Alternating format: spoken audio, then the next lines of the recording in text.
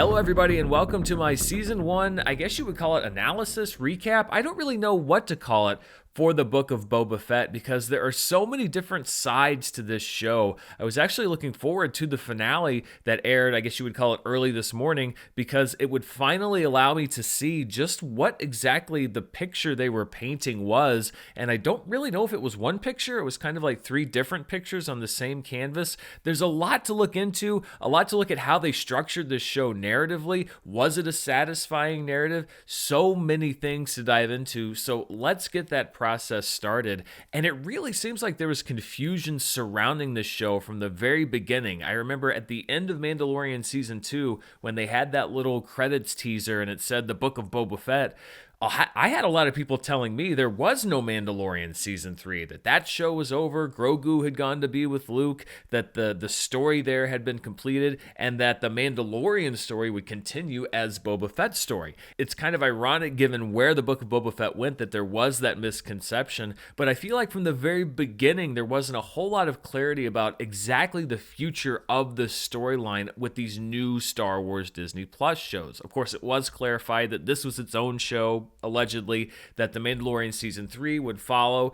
And I was actually pretty excited by this concept. You have Boba Fett coming back, you have Fennec Shand, played by Ming-Na Wen, and you have this promise, basically, of Boba Fett on Jabba's throne. You have a great right hand / enforcer with Fennec Shand. I was actually really looking forward to the promise of this show, and then what it gave us was something else. Now, there are a lot of folks who have defended this show, particularly after it took a turn more toward The Mandalorian, saying that, well, this was always the intention. Disney had always promised that this was really going to be more of a hybrid between The Mandalorian and the Book of Boba Fett. But I think that's some revisionist history, because I went back and looked at the official description of this show that was provided by Disney+.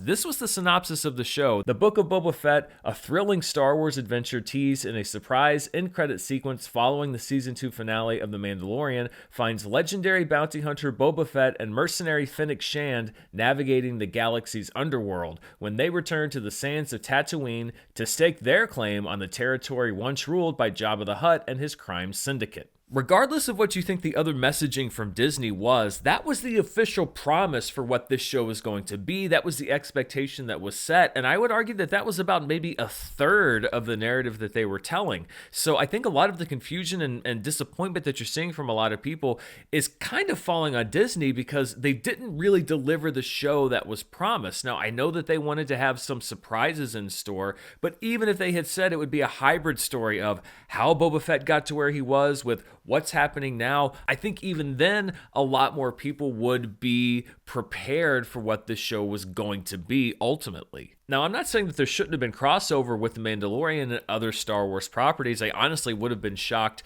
if there wasn't any. But it's not so much what was included, but how it was included. And that's what I want to dive into, sort of taking this show episode by episode a little bit. What was the story they were telling us, and then how did that change throughout the season? So starting with episode 1, there are 34 what I call show minutes, which would be not including the end credits in that first episode. I was actually surprised that the first episode was that short, but of those 34 show minutes, 22 of those minutes are devoted to these flashbacks. We see Boba Fett escaping the Sarlacc pit. We see that he gets captured by Tusken Raiders. He's initially tortured. He begins to earn their respect. He fights this desert monster, etc. in that first episode. And so the vast majority of episode 1 is this flashback material. We get some stuff with where Boba Fett is now. We get the introduction to Mos Espa. We get the idea that the mayor doesn't respect Boba at all. We have the introduction of Garza Fwip and Garza Sanctuary. And then we have Boba getting attacked and injured, which sort of establishes his weakness. But that's only about 12 minutes out of the narrative of the first episode. So from the very beginning, the Book of Boba Fett is establishing that not only is his past important, but it's establishing narrative dominance over the entire show. And that trend continued even more in the second episode. When we catch up with the current day of Boba Fett stuff, Boba Fett goes to meet the mayor, the Hutts show up to claim Jabba's old territory, but those are really the only big narrative beats in the present day storyline in episode 2. We get even more stuff, about 35 minutes out of the show's 48 show minutes of flashback stuff in the desert. There's the big Pike supply train heist. He basically becomes one of the Tusken Raiders, and I was a big fan of this episode. I actually was one of those people that liked the first few episodes because I liked this backstory into Boba Fett. Where was it going to take him? How is it going to pay off into this present day timeline? And so I didn't mind this big focus because I thought, well, all of this stuff is going to play heavily into the future, so we do need to invest a little more heavily into the past. Episode 3 was where things kind of turned for a lot of people, and I think one of the reasons why is that the narrative got completely flipped on its head.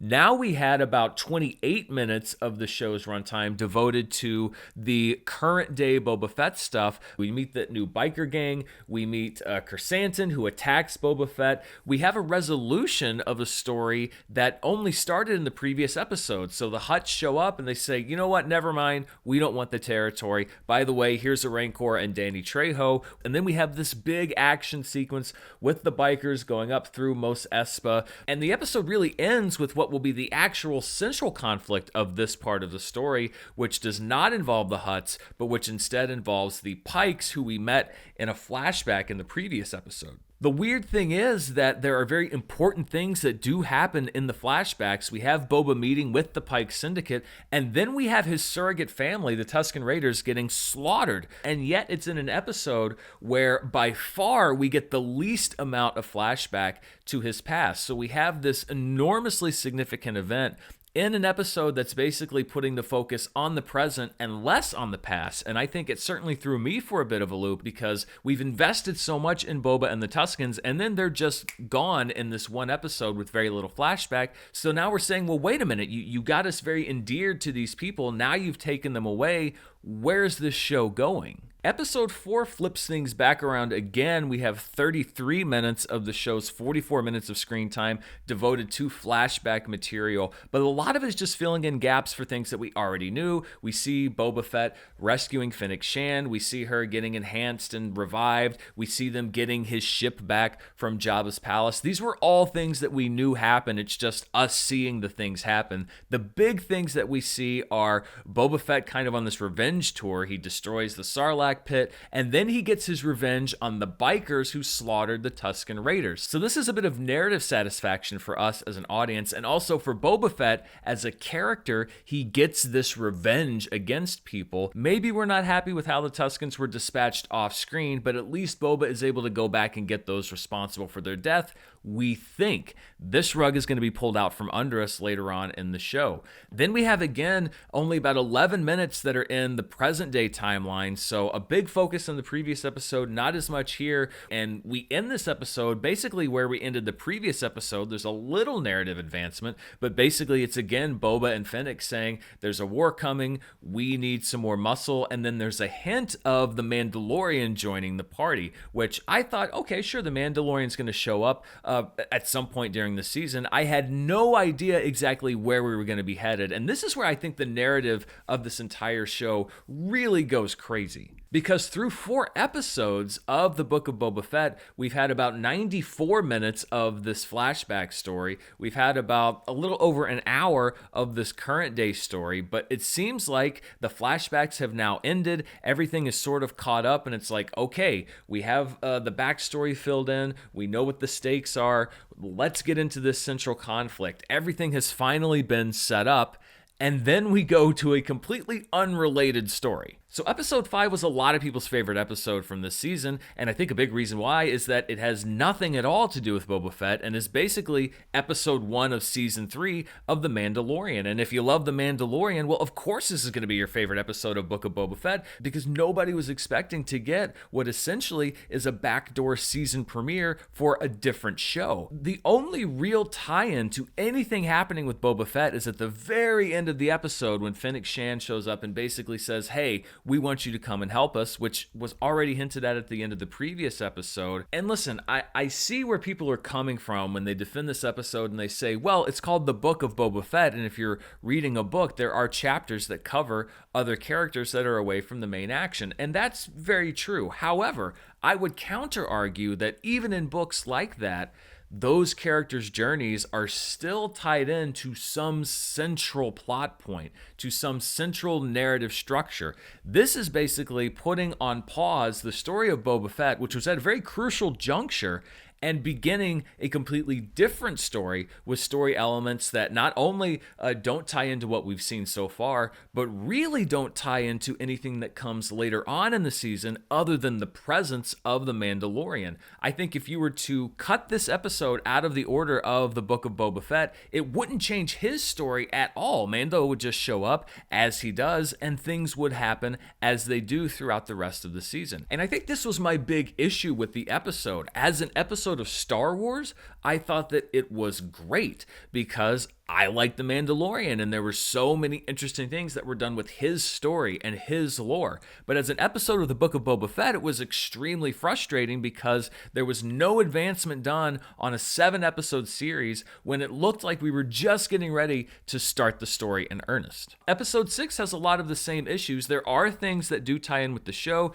We see Cobb Vanth and his confrontation with the Pikes. That will tie into the narrative. We have the introduction of Cad Bane in this series. He will show up as a nemesis for Boba Fett in the next episode. We have the bombing of Garza's sanctuary by the Pikes, but half of the episode's runtime, if you don't include credits, is given over to a third narrative really that we're starting, which is Grogu being trained as a Jedi by Luke Skywalker. We see Mando show up on this planet. Ahsoka Tano is there, and again, this is all great backstory for Grogu. If you're a fan of Grogu, and I am, then it's great to see him, but it doesn't really have any bearing on the story of the Book of Boba Fett. And people would say, like, well, wait a minute, of course it does, because Grogu shows up in the 7th episode in this battle, but he really shows up as a plot mechanism to defeat this tank and then lull this Rancor, which had been an ally until it needed to become an adversary, to sleep. I don't really think that Grogu himself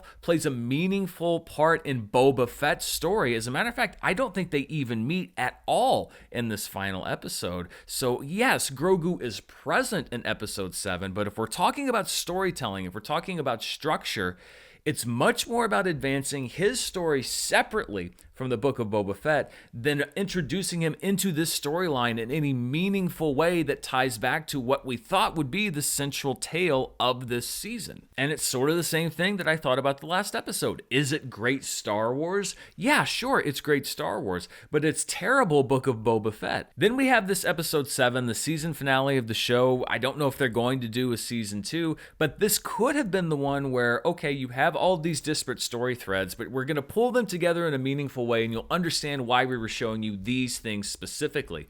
But I don't think they really did that. You do bring some of the characters together. Boba Fett and Mando do fight together briefly, and it is really cool to see them both taking on these underworld gangsters flying around on jetpacks, but then you basically separate everybody. Mando goes off to do his own thing with Grogu. He doesn't really interact with Boba Fett past the beginning of this fight. Fennec Shand is gone from almost the entirety of the middle part of this episode. She has no meaningful impact whatsoever on this big final fight. And then you have these different pods of people who take down these different tanks and groups of bad guys separately. Yes, they're all fighting one central conflict, but you're not really bringing them together so much as you're still separating them out into their own individual little pods. And I mentioned Fennec Shand being absent. The reason that she's gone is because she is dispatched to take care of the local warlords who betrayed Boba and basically took up arms against him after pledging neutrality, which is fine. I think that's a great job for Fennec, but they also give her something that I think is a big storyline problem, because it's revealed by Cad Bane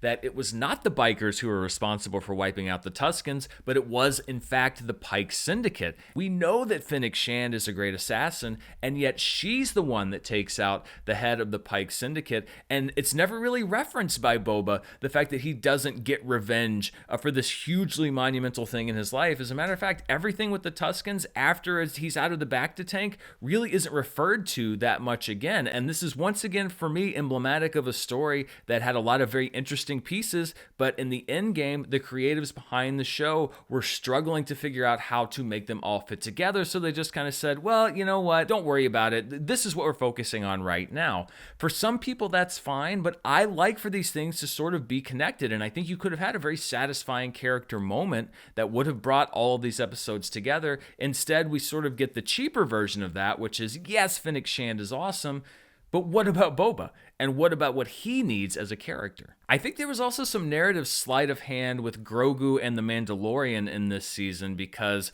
most of season 2 of Mandalorian was about searching for Grogu's people. There was that big season finale moment, of course, that blew up the internet, where Luke Skywalker showed up and took Grogu to go and train to be a Jedi. And so many people thought, even as I mentioned at the beginning of this review, that that was the natural end of the Mandalorian story, of Grogu's story, that he was going to go off with Luke. Maybe we catch up with him down the road, but it would appear that Grogu's Jedi training lasted all of about 20 minutes of screen time, and that he and Mando are now back together, blasting off into space. And the reason I say I think that's a little bit of narrative sleight of hand is that if they had done that in episode 1 or episode 2 of season 3 of The Mandalorian, I think a lot of the fans of the show might have said, well, wait a minute, you just kind of undid everything you did in the second season in the first 2 episodes of this one. Well, then what was the whole last season about? By doing it inside of this show, you now get to start season 3 of The Mandalorian